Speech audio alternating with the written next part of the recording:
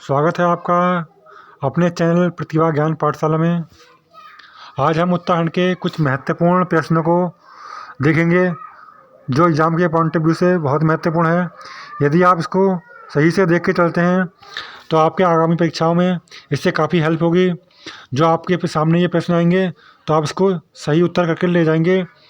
चलिए शुरू करते हैं।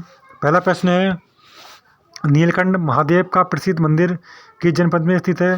तो नीलकंठ महादेव का जनपद मंदिर कहाँ है? पौड़ी में है।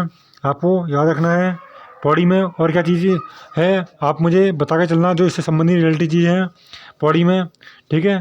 पौड़ी की जनपद की स्थापना ही मुझे बताना कब हुई थी।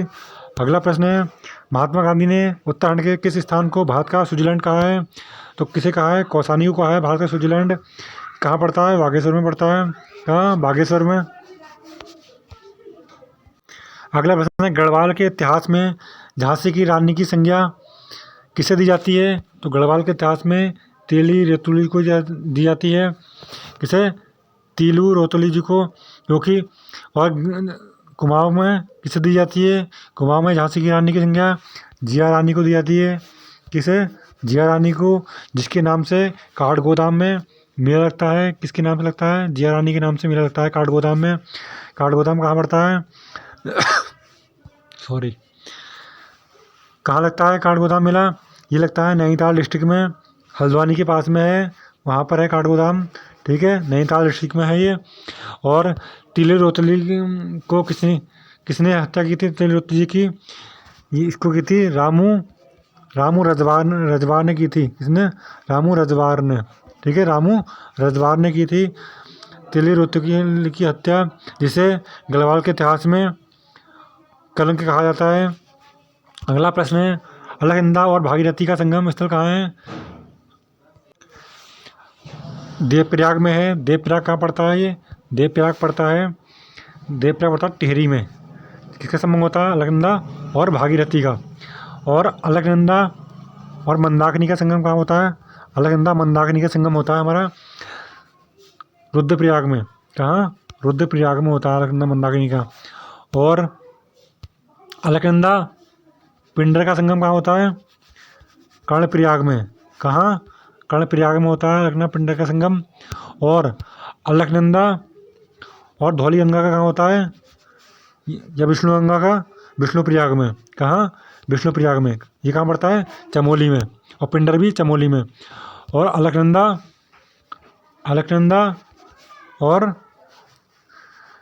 अलकनंदा मंदाकिनी बता ही दिया आपको मैंने, कहाँ होता है? रुद्रप्रयाग में होता है, ठीक है।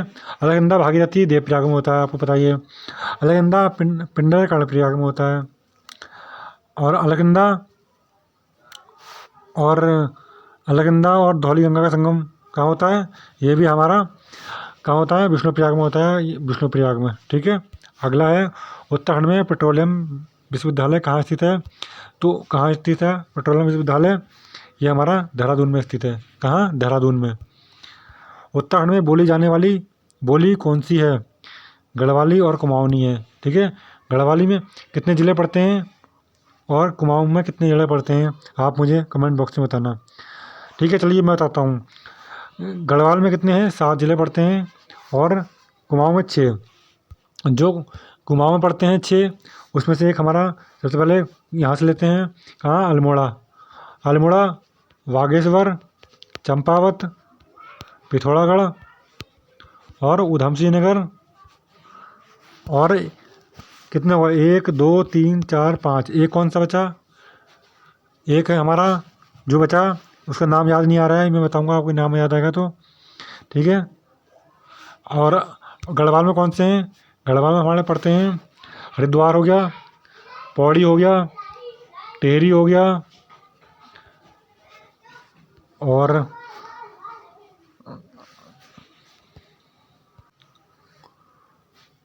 उत्तरकाशी हो गया, और चमोली हो गया, रुद्रप्रयाग हो गया, और और कौन सा जिला बचा? तो एक ज़िला बचा, उसका नाम भी याद नहीं आ रहा है। आप मुझे इसका कमेंट बॉक्स में, आपको याद नहीं पता हो तो कमेंट बॉक्स में इसका नाम बताएं। अगला प्रश्न है, उत्तराखंड में बोली जाने वाली ये हो गया। ओम पर्वत किस मार्ग पर स्थित है? तो मालपा मानसरोवर मार्ग पर स्थित है। ठीक है। ओम पर्वत कहाँ पड़ता है? पिथौरागढ़ में। कहाँ?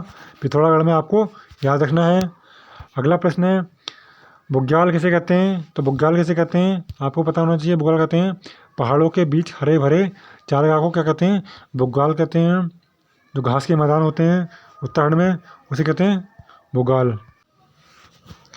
कुमाऊं का चाणक्य नाम से कौन प्रसिद्ध है? तो कुमाऊं के चाणक्य नाम से हरदेव ओली को जाना जाता है, हरदेव जोशी को जाना जाता है, क्योंकि इसे विभीषण की भी संज्ञा दी जाती है। इसे विभीषण की भी संज्ञा जाती है, उत्तराखंड के विभीषण की संज्ञा, क्योंकि इसी ने ही सबसे पहले गोरखों को बुलाया था आक्रमण करने के लिए। हाँ, उत्तराखंड में। ठीक है। इसी के आमंत्रण पर गोरखों ने उत्तराखंड पे आक्रमण किया था। सबसे पहले कहा किस पे किया था? सबसे पहले किस पे किया था? कुमाऊं पर किया था। कुमाऊं पर कब किया था? 1790 में। और गढ़वाल पर किया था 1791 में किया था, 1791 में। लेकिन गोरखा पराजित हुए थे। उसके बाद में 1804 में दोबारा किया गया और दोबारा जीत लिया गया गढ़वाल को। उस टाइम गढ़वाल का शासक कौन था? गढ़वाल का राजा कौन था उस टाइम? गढ़वाल का राजा था, कौन था गढ़वाल राजा? गढ़वाल के राजा थे प्रद्युमन शाह। कौन थे? प्रद्युमन शाह थे, जो 14 मई 1804 को लड़ाई लड़ते शहीद हो गए या युद्ध में वीरगति को प्राप्त हो गए थे। 14 मई 1804 को वीरगति को प्राप्त हो गए थे। तो पूछा जाता है प्रश्न कि ऐसा कौन सा राजा था जिसने कुमाऊं और गढ़वाल पर दोनों पर शासन किया था? तो हमारे कौन थे? प्रद्युमन शाह जी थे। कौन थे? प्रद्युमन शाह जी थे, जिसने गढ़वाल और कुमाऊं पर शासन किया था। इन्हीं के बाद में जो राजधानी अपनी परिवर्तित करके ले गया था वो कौन था? इनका ही वंश था जो ले गए थे। उनका नाम क्या था? उनका नाम आप बताओ। सुदर्शन शाह। कौन? सुदर्शन शाह ने अपनी राजधानी परिवर्तित कर ली थी। अगला प्रश्न है, Jim Corbett national park museum कहाँ स्थित है? तो कालाडूंगी में है। कालाडूंगी कहाँ पड़ता है? हल्द्वानी पड़ता है। कहाँ? हल्द्वानी में, नैनीताल डिस्ट्रिक्ट में पड़ता है ये। अगला प्रश्न है, केदारनाथ धाम किस जनपद में स्थित है? तो केदारनाथ कहाँ पर है? केदारनाथ रुद्रप्रयाग में स्थित है। अभी यह प्रश्न पूछ लिए जाते हैं कि केदारनाथ, बद्रीनाथ, ठीक है, केदारनाथ कहाँ पड़ता है और बद्रीनाथ कहाँ पड़ता है, आपको दे दिए जाएंगे और पूछ लिया जाएगा। ठीक है। और पूछ लिया जाएगा गौमुख, तो ये कहाँ पड़ते हैं आपको बताना पड़ेगा। तो केदारनाथ रुद्रप्रयाग में पड़ता है, बद्रीनाथ चमोली में, और गौमुख या पड़ता है कहाँ पर? या गंगोत्री कहाँ पड़ता है? गौमुख या गंगोत्री ये उत्तरकाशी जिले में पड़ता है। आपको ये पूछा जाता है कौन से समूह में स्थित है, तो आपको याद रखना है केदारनाथ रुद्रप्रयाग में है, बद्रीनाथ कहाँ है? चमोली में, और गंगोत्री या गौमुख कहाँ पर है? उत्तरकाशी में स्थित है। नैनी झील की खोज वर्ष 1841 में किसने की थी? तो पी वैरन ने की थी नैनीताल की खोज 1841 में। और 1931 में क्या खोजा गया था उत्तराखंड में? आप मुझे इसका उत्तर कमेंट बॉक्स में बताना। उत्तराखंड राज्य के किस जिले में राष्ट्रीय रक्षा अकादमी स्थित है? तो कहाँ पर स्थित है राष्ट्रीय रक्षा अकादमी? कहाँ स्थित है ये रक्षा अकादमी हमारी? उत्तराखंड रक्षा अकादमी देहरादून में। ठीक है। पीरान कलेर धार्मिक स्थान कहाँ स्थित है? तो हरिद्वार में स्थित है। हरिद्वार में कौन से शहर में? रुड़की में। कहाँ? रुड़की में स्थित है ये। ठीक है, आपको याद रखना है। राष्ट्रीय जल विज्ञान संस्थान कहाँ स्थित है? राष्ट्रीय जल विज्ञान संस्थान ये भी हमारा रुड़की में है। ठीक है, रुड़की में है। पूछा जाता है सबसे पहला जो हमारा इंजीनियर स्कूल है या कॉलेज था वो कहाँ खुला था? तो वो भी रुड़की में खुला था। ठीक है। प्रसिद्ध मायावती आश्रम किस नगर में के समीप है? तो मायावती आश्रम लोहाघाट कहाँ पड़ता है? चंपावत में पड़ता है, चंपावत डिस्ट्रिक्ट में, चंपावत के पास में है मायावती आश्रम। ठीक है। अगला प्रश्न है, उत्तराखंड लोक सेवा आयोग कहाँ स्थित है? तो उत्तराखंड लोक सेवा आयोग हरिद्वार में स्थित है। इसकी स्थापना हुई थी 2001 में हुई थी इसकी स्थापना। अगला प्रश्न है, आदिगुरु शंकराचार्य की समाधि कहाँ पर स्थित है? तो क्या है? केदारनाथ में। और आदिगुरु शंकराचार्य की समाधि केदारनाथ में स्थित है। शंकराचार्य ने अपने शरीर को कहाँ त्यागा था? केदारनाथ में त्यागा था। कब? 820 ईस्वी में। ठीक है, 820 में त्यागा था। ठीक है, शंकराचार्य ने अपने शरीर को। और इन्होंने एक मूर्ति को निकाला था। कौन से कुंड से निकाला था? नारद कुंड से निकाला था। नारद कुंड से निकाला था। ठीक है, बद्रीनाथ की मूर्ति को निकाला था नारद कुंड से। ठीक है, अगला प्रश्न है, उत्तराखंड में निर्मित हैंडलूम व हस्तशिल्प उत्पादों का विपणन अब किस नाम से होता है? तो किस नाम से होता है? हिमाद्री नाम से होता है। किस नाम से? हिमाद्री नाम से होता है। ठीक है, आपको याद रखना है। उत्तराखंड राज्य के हिम नदों को सर्वाधिक खतरा किससे है? तो सर्वाधिक खतरा किससे है? ग्रीन हाउस गैसों से है। उत्तराखंड के पहले निर्वाचित मुख्यमंत्री कौन थे? तो प्रथम निर्वाचित मुख्यमंत्री नरेंद्र तिवारी जी थे। और पहले मुख्यमंत्री कौन थे? नित्यानंद स्वामी जी थे। नित्यानंद स्वामी, ये हमारे अगर क्रम के हिसाब से लगाया जाए तो नरेंद्र तिवारी तीसरे नंबर के मुख्यमंत्री थे। दूसरे हमारे कौन से थे? भगत सिंह कोश्यारी जी थे। भगत सिंह कोश्यारी जी। ठीक है, तो और वैसे क्रम के अनुसार ये तीसरे थे और निर्वाचित प्रथम थे। ठीक है, अलकनंदा और मंदाकिनी के संगम पर कौन सा शहर बसा है? तो अलकनंदा और मंदाकिनी, अभी मैंने बताया था, संगम किसका होता है? रुद्रप्रयाग में होता है। अलकनंदा और मंदाकिनी का संगम रुद्रप्रयाग बसा है। शंकराचार्य ने बद्री का आश्रम में स्थापित मूर्ति कहाँ से निकाली थी? अभी मैंने ये पूछा था, तो कहाँ से निकाली थी? ये नारद कुंड से। नारद कर लेना, नारद कुंड से। ये नादर हो गया, नारद कुंड से निकाली थी। ठीक है, अगला प्रश्न है, जानेश्वर का मृत्युंजय मंदिर किस राजा ने बनवाया था? तो किसने बनवाया था? जागेश्वर है ये। ठीक है, जानेश्वर नहीं है, जागेश्वर है। तो ये शालीवाहन ने बनवाया था। किसने? शालीवाहन ने। उत्तराखंड के कुल कितने जनपदों की सीमा पड़ोसी देशों को छूती है? तो कितनी छूती है? 5 जिले हैं उत्तराखंड के जो पड़ोसी को छूते हैं। कौन सा? हरिद्वार है। ठीक है, हरिद्वार हो गया, उधमसिंह नगर हो गया, पौड़ी हो गया, नैनीताल हो गया और चंपावत। ये क्या है? पड़ोसी देशों को सीमा छूती है। चंपावत नहीं है, सॉरी, इसमें चंपावत नहीं होगा। चंपावत 5 हैं, 4 बता दिए मैंने, एक का नाम याद नहीं आ रहे हैं। आपको याद ही, आपको ध्यान आता है तो आप इसका उत्तर कमेंट बॉक्स में बताएं। कालिदास द्वारा वर्णित कण्वा आश्रम किस नदी पर या किस तट पर स्थित है? तो कहाँ पर है? मालिनी नदी के तट पर स्थित है कण्वा आश्रम। ठीक है, कण्वा आश्रम कहाँ पड़ता है? पौड़ी में पड़ता है। कहाँ? पौड़ी में पड़ता है, पौड़ी में। ये हमारे पौड़ी जिले में है। ठीक है,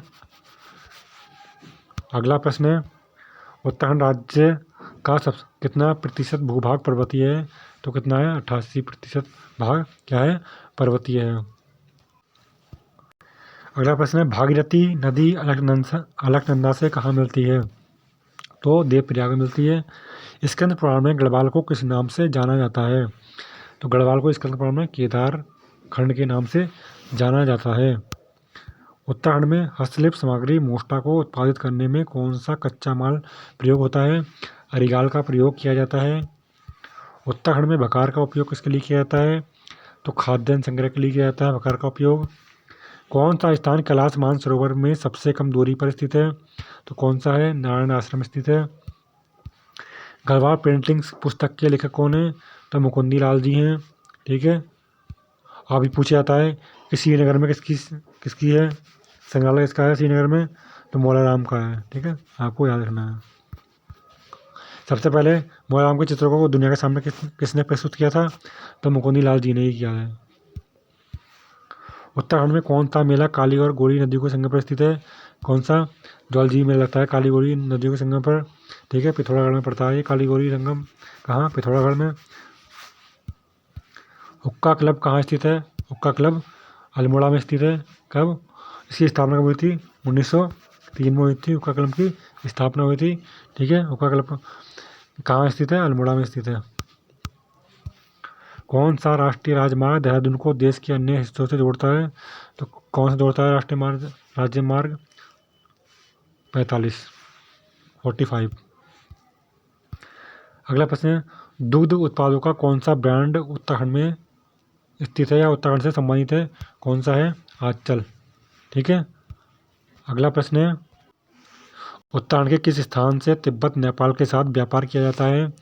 तो पिथौरागढ़ से किया जाता है। पहले किया जाता था 1962 से पहले, अब भी होता है, अब कम उससे अब पहले ऐसे आवाज़ आई ऐसी थी। अब थोड़ा सा क्या करते हैं, अब हमारा पासपोर्ट लग के जाता है, वीज़ा लग के जाता है, जो भी माल जाता है। पहले क्या है, पहले स्वतंत्र आवाज़ आई थी 1962 के चीन के युद्ध में, ये आवाज़ आई, स्वतंत्र रूप से बंद हो गई। ठीक है। कौन करता है व्यापार? मुख्य रूप से भोटिया लोग करते हैं। कौन?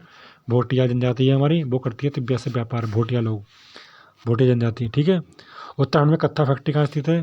हल्द्वानी में स्थित है। कहाँ? हल्द्वानी में, नैनीताल में। मुख्य रूप से हल्द्वानी में है, और अगर डिस्ट्रिक्ट पूछेंगे तो डिस्ट्रिक्ट कौन सा है? नैनीताल है।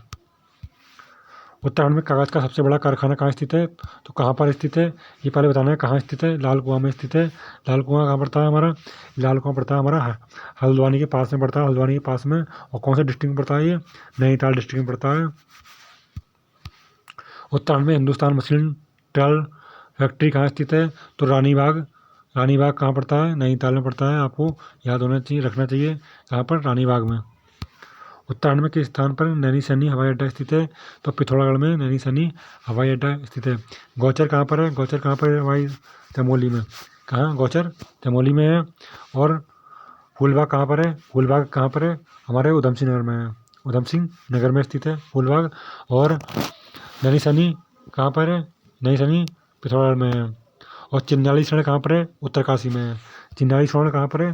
चिन्याली शरण या स्वर्ण, ये हमारा उत्तरकाशी में है। आपको याद रख के चलना है। उत्तराखंड के पर्वतीय क्षेत्र की कृषि में मानव श्रम का प्रमुख योगदान किससे, कौन करता है सबसे ज़्यादा योगदान? महिला कर्मचारियों के द्वारा किया जाता है सबसे ज़्यादा कृषि में योगदान उत्तराखंड में। उत्तराखंड के पर्वतीय क्षेत्र में एक नाली ज़मीन कितने वर्ग मीटर की होती है? कितनी मीटर की होती है? 200 वर्ग मीटर की होती है एक नाली ज़मीन। कौन सी उत्तराखंड राज्य विधानसभा सीट अनुसूचित जनजाति के लिए स्थित है? तो कौन सी स्थित है? नानकमता स्थित है। और एक है चक्राता। चक्राता कहाँ पर पड़ता है? चक्राता देहरादून में पड़ता है, देहरादून में स्थित है। आपको याद रख के चलना है। जुस्यारा से धरासू तक विद्युत परियोजना हेतु ले जाने के लिए निर्मित 16 किलोमीटर कौन सी स्थित है पूछा गया है? तो भागीरथी नदी पर है। जोशियारा से धरासू तक विद्युत परियोजना कौन सी नदी पर है? ये भागीरथी नदी पर स्थित है। आपको याद रखकर चलना है। राष्ट्रीय चलिए अगला प्रश्न है, प्रस्तावित हिमालय राजमार्ग परियोजना को क्रियान्वित किया जा रहा है, तो कहाँ किया जा रहा है? लोहाघाट से तूनी तक। ठीक है। रवाई कांड कब हुआ था? तो रवाई कांड हुआ था 30 मई 1930 को। 30 मई 1930 को हुआ था। ठीक है। 30 मई 1930 को रवाई कांड हुआ था। ठीक है। टेहरी में। हाँ, टेहरी में हुआ था रवाई कांड। अगला प्रश्न है, उत्तराखंड के पर्वतीय क्षेत्रों में एक नाली जमीन कितने वर्ग मीटर की होती है? ये रिपीट हुआ है, 200 की होती है। अगला प्रश्न है, कुमाऊं परिषद की स्थापना कब हुई थी? तो कुमाऊं परिषद की स्थापना 1916 में हुई थी। ठीक है। और इसका कुमाऊं परिषद का विलय कब हुआ था उसमें कांग्रेस में? तो कुमाऊं परिषद का विलय हुआ था 1926 में हुआ था। कितने अधिवेशन हुए थे कुमाऊं परिषद के? आप मुझे कमेंट बॉक्स में बताना। और कहाँ कहाँ हुए थे ये भी आप मुझे कमेंट बॉक्स में बताना। चलिए, पहला हुआ था कहाँ पर? अल्मोड़ा में हुआ था, जयदत्त जोशी जी के अध्यक्षता में। अगला मुझे बताना कहाँ हुआ था। और एक पूछा था तीसरा वाला भी आर ओ में ही पूछा गया था, इसलिए मैं आपको बता दे रहा हूँ। बाकी आप मुझे कमेंट बॉक्स में बताना। आर ओ में पूछा गया था कि तीसरा अधिवेशन कहाँ हुआ था कुमाऊं का? तो कोटद्वार में हुआ था। कहाँ? कोटद्वार में। किसकी अध्यक्षता में? बद्रीदत्त जोशी जी की अध्यक्षता में हुआ था। ठीक है। तीसरा अधिवेशन। इसका विलय कांग्रेस में कब हुआ था? 1926 में। इसकी स्थापना किसने की थी? कुमाऊं परिषद की स्थापना किसने की थी? गोविंद वल्लभ पंत, हरगोविंद पंत, बद्रीदत्त पांडे आदि के द्वारा इसमें की गई थी। अगला प्रश्न है, अल्मोड़ा में होम रूल लीग की स्थापना कब हुई थी? तो अल्मोड़ा में होम रूल लीग की स्थापना 1914 में हुई थी। चिरंजी लाल चिरंजी लाल जी थे और बद्रीधर पांडे जी थे, ठीक है। और इनके सहयोग से कुमाऊं होम रूल लीग की स्थापना हुई थी 1914 में। भारत में अगर भारत में पूछा था भारत में कब हुई थी, देखिए भारत में होम रूल लीग की स्थापना कब हुई थी, भारत में हुई थी 1916 में। मगर हमारे उत्तराखंड में ऐसा माना जाता है कि एक अपवाद स्वरूप है कि अपवाद स्वरूप कि उत्तराखंड में पहले हुई और भारत में बाद में हुई। जो बाल गंगा तिलक ने की थी होम रूल लीग की स्थापना, एनी बेसेंट और बाल गंगा तिलक ने की थी 1916 में, ठीक है। उनकी हुई थी 1916 में, हमारे उत्तराखंड में हुई थी 1914 में। इसलिए कभी कभार इसका अपवाद भी देखा जाता है कि हमारे यहाँ पर पहले हुई थी होम रूल लीग की स्थापना। उत्तराखंड का बारदोली किस स्थान को कहा जाता है, तो उत्तराखंड का बारदोली सल्ट को कहा जाता है। सल्ट कहाँ पड़ता है, अल्मोड़ा में पड़ता है। कहाँ, अल्मोड़ा डिस्ट्रिक्ट में पड़ता है ये सल्ट। 5 सितंबर को यहाँ पर गोलीकांड हुआ था। बेगार आंदोलन कब और कहाँ से आरंभ हुआ, तो बेगार आंदोलन 14 जनवरी 1921 को बागेश्वर, ठीक है, बागेश्वर से शुरू हुआ था। सरयू नदी में सारे जो रजिस्टर थे बहा दिए गए थे, ठीक है, सारे रजिस्टर को बहा दिया गया था। बद्रीधर पांडे जी के नेतृत्व में हुआ था ये, ठीक है। सरयू नदी में सभी रजिस्टर बहा दिए गए थे। अगला प्रश्न है, सरला बहन का मूल नाम क्या था, तो सरला बहन का मूल नाम था कैथरीन हेलीमैन। क्या था, कैथरीन हेलीमैन। बिश्नी देवी शाह कौन थी, एक स्वतंत्रता सेनानी थी बिश्नी देवी शाह। सबसे पहले ही पूछा जाता है जेल जाने वाली महिला, तो बिश्नी देवी शाह जी थी जो जेल जाने वाली प्रथम महिला थी। इसे उत्तराखंड में जिंदा या मुर्दा पकड़ने का ऑर्डर दिया गया था किस महिला को, तो कुंती वर्मा जी को। किसे, कुंती वर्मा जी को जिंदा या मुर्दा पकड़ने का ऑर्डर दिया गया था। उत्तराखंड में डोला पालकी आंदोलन के प्रवर्तक कौन थे, जयनंद भारती। ये डोला पालकी आंदोलन क्या था, जो सवर्ण लोगों को सिर्फ अपनी डोली में शादी में बैठने की प्रथा थी। बाकी जो हमारे शिल्पकार लोगों को क्या था, उसमें बैठने की इजाज़त नहीं थी शिल्पकार लोगों को डोली में, इसलिए वो पैदल ही जाते थे शादी में। जो स्वर्ण दूल्हे थे वो उनको बैठने की इजाज़त थी, और जो शिल्पकार दूल्हे होते थे उनको क्या था, डोली में बैठने की इजाज़त नहीं होती थी, वो पैदल ही जाते थे। इसलिए इस प्रथा को शिल्पकार डोला पालकी आंदोलन किसने चलाया था, जयनंद भारती जी ने चलाया था। गांधी जी ने कुमाऊं की यात्रा सर्वप्रथम कब की थी, तो कुमाऊं की यात्रा 1929 में की थी। लेकिन गढ़वाल की यात्रा कब की थी, 1815 में कर ली थी गांधी जी ने। कब, 1815 में ही, सॉरी 1815 में नहीं, 1915 में। किसमें, 1915 में सबसे पहले यात्रा की थी। 1915 में कहाँ थी, हरिद्वार में की थी। कहाँ, हरिद्वार की यात्रा इससे पहले गढ़वाल की थी। मगर 1929 में गांधी जी कहाँ आए थे, हल्द्वानी में आए थे। कहाँ, हल्द्वानी में। शक्ति समाचार पत्र का प्रकाशन कब आरंभ हुआ, तो शक्ति समाचार पत्र का प्रकाशन 15 सितंबर 1918 को हुआ था। किसके स्थान पर, जब अल्मोड़ा अखबार को बंद कर दिया गया था, तो ये अखबार निकाला गया था बद्रीधर पांडे जी के द्वारा 15 सितंबर 1918। ठीक है, कहाँ से निकाला गया था, ये अल्मोड़ा से ही निकाला गया था ये अखबार, शक्ति अखबार। अल्मोड़ा अखबार कब से निकाला गया था, 1870 से। कब से, 1870 या 71 मान लेना, ठीक है आप, ठीक है। ये अल्मोड़ा अखबार निकाला गया था। भारतीय राष्ट्रीय कांग्रेस के कलकत्ता अधिवेशन में उत्तराखंड से किसने भाग लिया था, तो ज्वालादत्त जोशी जी ने भाग लिया था। कुमाऊं का प्रथम स्वाधीनता संग्राम सेनानी किसे माना जाता है, कालू मेहरा जी को जाना जाता है। इन्होंने ही 1857 में सबसे पहले आंदोलन चलाया था, जो गुप्त संगठन बनाया था। कौन सा, क्रांतिवीर गुप्त संगठन चलाकर इन्होंने ही सबसे पहले आंदोलन किया था। उस टाइम कुमाऊं का कमिश्नर कौन था, तो कौन था, हेनरी रैमजे थे 1857 में, ठीक है। उत्तराखंड राज्य में किस जिले में न्यूनतम महिला साक्षरता दर है, तो किसमें न्यूनतम साक्षरता महिला दर, टिहरी में है।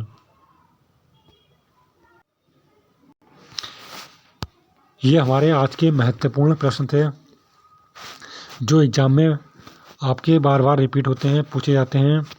और हमारी जो आगामी परीक्षाएं हैं उनसे उत्तराखंड अभी आबकारी का जो पेपर होने वाला है और भी स्नातक स्तरीय पेपर होने वाले हैं, उसमें उत्तराखंड अधिक अधिक संख्या में पूछी जाती है, अधिक नंबरों में पूछी जाती है। इसलिए आपको उत्तराखंड को देखिए, आजकल जीएस का पोर्शन पूछा जाता है, जीएस और उत्तराखंड और हिंदी, ठीक है। तो आपको उत्तराखंड और हिंदी में ज़्यादा फोकस करना है, फोकस आपको सभी में करना है। अगर फोकस का मतलब ये है कि उत्तराखंड और हिंदी आपकी गलत नहीं होनी चाहिए, क्योंकि ये होता है अगर उत्तराखंड और हिंदी गलत हो जाती है तो जीएस में फिर आपको नंबर ज़्यादा खींच नहीं पाते हैं। तो जीएस तो इतनी, जीएस की कोई लिमिट नहीं है, जीएस तो बहुत ही बड़ी है। इसलिए उत्तराखंड और हिंदी को आप कवर कर सकते हैं, जिसमें आपकी गलती की संभावना नहीं होनी चाहिए। आप यदि अच्छी तरह उत्तराखंड और हिंदी की तैयारी करके चलते हैं तो जीएस में, अगर आपके जीएस का आप पोर्शन 40 नंबर का पूछ ही भी जाता है ना, 40 का या 60 का, अगर हमारा 40 का पूछ जाता है जीएस का पोर्शन, उसमें से आप अगर 30 या 25 सही कर देते हैं तब भी ठीक है। अगर 60 का पूछ जाता है, आप 45 से 50 भी ठीक कर देते हैं ना, तब भी ठीक है। मगर उत्तराखंड में अगर आपसे पूछा गया 60 का और आपने इसमें से 20 गलत कर दिए तो आप मेरिट से बाहर वैसे ही हो गए। हिंदी में अगर 20 के नंबर का पूछा गया है और आपने इसमें 10 ही करे हैं तब भी बाहर हैं आप मेरिट से। इसलिए हिंदी में अगर आप एक से 2 नंबर गलत हो जाते हैं कोई दिक्कत नहीं है। उत्तराखंड में 1 से 2 या 2 से 3 से 5 तक गलत हो जाते हैं, कोई दिक्कत नहीं है। मगर ज़्यादा गलत कर देते हैं आप, या आपको नहीं आते हैं छोड़ देते हैं, तो आपका मेरिट में नाम आना मुश्किल हो जाता है। इसलिए क्या है, ये आपको याद करके ज़रूर चलना है। वैसे आर ओ की भी आंसर की मैंने अपलोड कर रखी है, यदि आप देखना चाहते हैं तो आप देख सकते हैं प्लेलिस्ट में जाकर। यदि आपको ये वीडियो अच्छी लगी हो तो आप चैनल को सब्सक्राइब करें, वीडियो को लाइक करें और ज़्यादा से ज़्यादा शेयर करें। जय हिंद।